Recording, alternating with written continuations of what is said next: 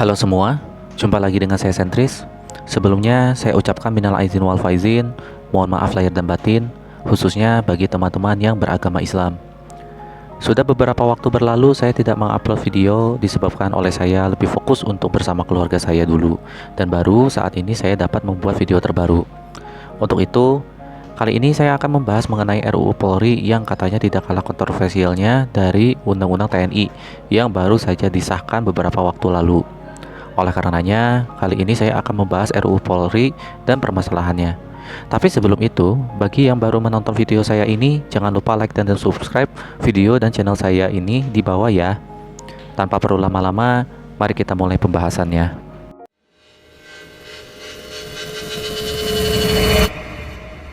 Baru saja Undang-Undang TNI disahkan, kemudian muncul berbagai pemberitaan yang berkaitan dengan RUU Polri tersebut. Sesungguhnya, wacana mengenai pembuatan RUU Polri tersebut telah dicanangkan, bahkan sejak 2024 lalu. Dikutip dari Tempo.co dengan judul RUU Polri dibahas setelah DPR terima surpres, ini poin-poin penting perubahannya, bahwa Wakil Ketua DPR, yaitu Sufmi Dasko Ahmad, menyebutkan RUU Polri belum akan dibahas dalam waktu dekat. Ia pun memberikan pernyataan bahwa belum ada surpres atau surat presiden terkait RUU Polri tersebut sehingga DPR sendiri belum berencana untuk melakukan revisi atas Undang-Undang Polri tersebut. Untuk saat ini pun DPR melalui Komisi 3 masih memberikan prioritas dalam membahas rancangan undang-undang tentang perubahan atas Undang-Undang Nomor 8 Tahun 1981 tentang hukum acara pidana atau RUU KUHAP yang akan diberikan target untuk rampungnya pada Oktober 2025 nanti. Maka dari itu, RUU Polri belum akan dibahas lebih lanjut oleh DPR itu sendiri. Di sisi lain, terdapat permasalahan dalam RUU Polri tersebut. Apalagi ternyata RUU tersebut, jika ditelaah lebih lanjut, memiliki permasalahan yang kurang lebih berupa dengan permasalahan yang ada pada Undang-Undang TNI yang baru saja disahkan. Maksudnya gimana tuh? Ya, baik Undang-Undang TNI yang telah disahkan kemarin dengan RUU Polri sama-sama memberikan peluang untuk melakukan pembungkaman terhadap masyarakat sipil, khususnya dalam hal kebebasan berekspresi dan mengemukakan pendapat, yang tentunya merupakan jantung bagi sistem demokrasi, khususnya Indonesia yang memang menerapkan sistem tersebut ya. Apa saja sih pasal-pasal dalam RUU Polri tersebut sehingga dianggap bermasalah? Seperti halnya bermasalah pada Undang-Undang TNI yang baru disahkan lalu. Yang saya temukan sejauh ini mengenai pasal-pasal yang bermasalah pada RUU tersebut dengan dikutip dari Tempo.co dengan judul yaitu pasal-pasal dalam RUU Polri yang bisa memantik kontroversi seperti RUU TNI antara lain. Pertama, yaitu adalah pasal 16 ayat 1 huruf Q yang menyatakan bahwa dalam rangka menyelenggarakan tugas sebagaimana dimaksud dalam pasal 13 dan 14 di dalam proses pidana, Polri berwenang untuk melakukan penindakan pemblokiran atau pemutusan dan upaya pelambatan akses ruang siber untuk tujuan keamanan dalam negeri, berkoordinasi dengan kementerian yang menyelenggarakan urusan pemerintahan di bidang komunikasi dan informatika atau sekarang Kementerian Komunikasi dan Digital atau disingkat Komdigi, dan atau penyelenggaraan jasa bertelekomunikasi. Nah, pasal ini menjadi masalah karena akan berpotensi untuk mengurangi kebebasan berekspresi dan mengemukakan pendapat di publik, bahkan menimbulkan adanya overlapping atau tumpang tindih kewenangan dengan Komdigi dan Badan Siber dan Sandi Negara atau BSSN. Kedua, pasal 14 ayat 1 huruf G yang menyatakan bahwa dalam melaksanakan tugas pokok sebagaimana dimaksud pasal 13, Polri bertugas melakukan koordinasi, pengawasan, dan pembinaan teknis terhadap kepolisian, khususnya penyidik pegawai negeri sipil, penyidik lain ditetapkan oleh undang-undang, dan bentuk pengamanan swakarsa. Pasal tersebut menjadi masalah juga dikarenakan Polri akan berpotensi menjadi investigator super body dengan kewenangan yang menjadi terlalu luas begitu. Pasal 16A yang menyatakan bahwa dalam rangka menyelenggarakan tugas Intelkam Polri, Polri berwenang untuk yang pertama, menyusun rencana dan kebijakan di bidang Intelkam Polri sebagai bagian dari rencana kebijakan nasional. Yang kedua, melakukan penyelidikan, pengamanan, dan penggalangan intelijen. Yang ketiga, mengumpulkan informasi dan bahan keterangan. Dan yang keempat, melakukan deteksi dini dan peringatan dini dalam rangka pencegahan, pendangkalan, dan penanggulangan terhadap setiap hakikat ancaman termasuk keberadaan dan kegiatan orang asing guna mengamankan kepentingan nasional dengan menjunjung tinggi hak asasi manusia. Permasalahan pada pasal ini adalah bahwa pasal tersebut dapat memperluas kewenangan Polri secara berlebihan, bahkan melebihi lembaga intelijen seperti BSSN dan Badan Intelijen Strategis TNI. Lebih anehnya lagi adalah Kata deteksi dini dan kata peringatan dini menunjukkan bahwasannya Polri sendiri memiliki peluang yang besar dalam membungkam masyarakat sipil, khususnya para influencer yang mengemukakan pendapat terkait kritik terhadap pemerintah yang nantinya akan dianggap sebagai tindak pidana. Ya katakan sajalah gitu, tindak pidananya itu ya berupa penghinaan atau pencemaran nama baik atau tindak pidana lainnya begitu.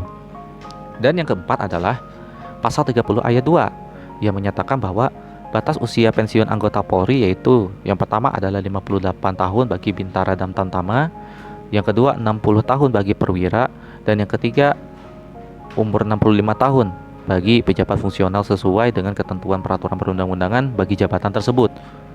Pasal tersebut menjadi masalah pula dikarenakan akan ada kekhawatiran untuk menghambat regenerasi kepemimpinan dalam tubuh Polri dan akan memperparah masalah penumpukan perwira tinggi. Sebenarnya, Wakil Ketua DPR yaitu Sufmi Dasko Ahmad sendiri memberikan klarifikasi mengenai pasal 30 ayat 2 tersebut pada 2024 lalu dengan mengatakan bahwa pengaturan batas usia tersebut dengan demikian ditujukan untuk menyamakan dengan batas usia pensiun dengan penegak hukum lainnya agar supaya semuanya sama di antara para penegak hukum. Pada prinsipnya adalah bahwa berdasarkan pada draft RUU Polri yang pasal-pasalnya telah disebutkan tadi, dengan mengutip dari Pusat Studi Hukum dan Kebijakan Indonesia atau PSHK, pada siaran pers Koalisi Masyarakat Sipil untuk Reformasi Kepolisian dengan judul Tolak RUU Polri atau Kepolisian Negara Republik Indonesia yang menjadikan Polri sebagai super body dan gagalnya mendesain perbaikan fundamental yang menyatakan bahwa RUU Polri pada prinsipnya memuat sejumlah pasal bermasalah dengan substansi perluasan yang ugal-ugalan atau eksesif, ya kewenangan kepolisian hingga menjadikannya institusi super body. Di samping itu, RUU Polri juga gagal menyoroti masalah atau problem fundamental yang terjadi di institusi kepolisian selama ini. Tidak terkecuali kegagalan dalam menyorot aspek lemahnya mekanisme pengawasan dan kontrol publik terhadap kewenangan kepolisian yang begitu besar atau oversight mechanism dalam ihwal penegakan hukum, keamanan negara, maupun pelayanan masyarakat, seperti itu. Berbagai laporan dari kelompok masyarakat sipil serta sejumlah institusi negara menunjukkan bahwa Polri telah memainkan peran dominan sebagai pihak yang menguasai penggunaan kekerasan secara sepihak, melakukan pelanggaran terhadap hak asasi manusia, melakukan maladministrasi, menyalahgunakan kewenangan, bahkan terlibat dalam praktik korupsi. Kontras sebagai salah satu lembaga pemantau mencatat berbagai tindakan kekerasan yang melibatkan aparat kepolisian dalam kurun waktu 2020 hingga 2024. Selama periode Juli 2020 hingga Juni 2021, terdata sedikitnya 651 kasus. Angka tersebut meningkat menjadi 677 kasus pada Juli 2021 hingga Juni 2022. Kemudian pada periode Juli 2022 hingga Juni 2023 terdapat 622 kejadian. Sementara itu dalam rentang Januari hingga April 2024, Kontras telah mendokumentasikan 198 insiden yang melibatkan aparat kepolisian. Ragam pelanggaran yang ditemukan ya meliputi penembakan, penganiayaan, penyiksaan, penangkapan tanpa prosedur, pembubaran aksi secara paksa, tindakan tidak manusiawi, penculikan, pembunuhan, penggunaan gas air mata, water cannon, salah tangkap, intimidasi, bentrokan, kejahatan seksual, tindakan kriminal lainnya, serta pembunuhan di luar proses hukum.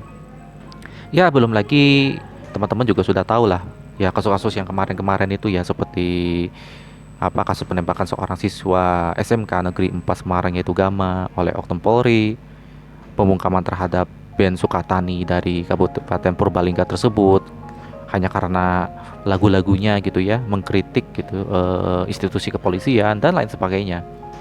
Maka dari itu ya saya menentukan sikap pada RUU Polri ini bahwa RUU Polri ini wajib ya harus ditolak karena akan mengancam demokrasi Indonesia, khususnya kepada masyarakat sipil yang menjalankan kebebasan berekspresi dan mengungkapkan pendapat di publik.